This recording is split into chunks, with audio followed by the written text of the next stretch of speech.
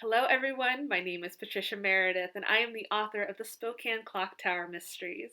Today, I want to share a very special reading with you from Cupboards All Bared, Book 2, which is now available everywhere that books are sold. Print, ebook, audiobook, it's available in all. Butcher Baker Candlestick Taker is the first in the series, so I highly recommend that you read that book first before diving into Cupboards All Bared.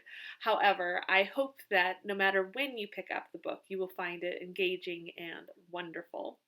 In today's reading, I'll be introducing you to one of the new points of view, one of the new main characters in Cupboards All Bared. This is Peter Bach.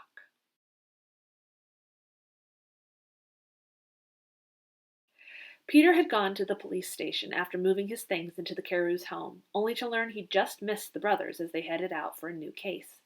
He had followed the desk sergeant's instructions to get to Hangman Creek via streetcar, and was pleased to find they hadn't begun without him. He ran up to them on the sidewalk, and he had to look twice as he finally saw the two brothers for the first time together. "You're twins!" he exclaimed. From his interview with Bernard, he'd assumed he was the older of the two, which he still might have thought initially, given Bernard's heavy eyebrows, mustache, and larger structure. Thomas was shorter by just a few inches, slighter in build, and clean-shaven, but their noses, eyes, chins, even cheekbones, were too similar to belong to mere brothers. And the way they stood beside each other made it clear in a second Peter had stepped into the middle of a beautifully tense moment. If he was going to make it as a reporter, he couldn't be afraid to notch it up a bit. Bernard grunted. "Yes. Now, can we move on? We're nearly there."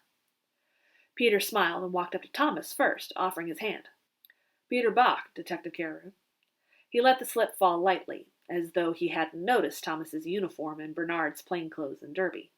His breath caught slightly as he tipped his bowler, saying, "Pleased to make your acquaintance." Thomas's jaw tightened as he shook Peter's hand. "Please, call me Thomas." He jutted his chin toward Bernard.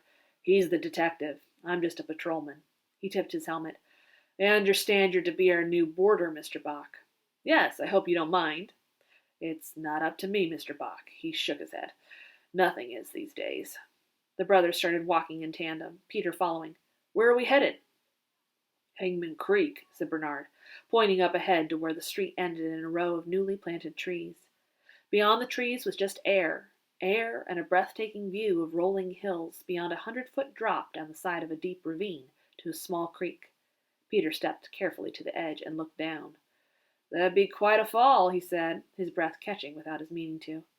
"And it seems that's precisely what happened," said Bernard, pointing down to a pile that lay in the creek directly below. The Carews led the way down a slippery little path, Peter in the rear. "Who is it?" Peter asked, as they neared what was obviously a body. "We'll find out in a minute," said Bernard. He squatted beside the ragged pile, his eyes studying the mess before him. Peter's stomach tightened. He wished he hadn't taken that last scone with Mrs. Carew. Where the face should have been, there was only a mess of red and bone and bits of rock, the rest of the body twisted this way and that in unnatural angles and contortions. He turned away and looked up the little path they just descended, up at the great bluff with no barrier, past the trees marking the end of a residential lane. How simple it would be to feel the wind upon your face and wonder what it would be like just to let go and fly out into the bosom of Mother Nature herself. All it would take was one small step, and... Peter shivered. It reminded him too much of the wreck in Tacoma last year, the one that had caused him to wake up and realize if he was going to do something with his life, he better start now or forever hold his peace. He pulled out his notebook. Hangman Creek, they'd called it.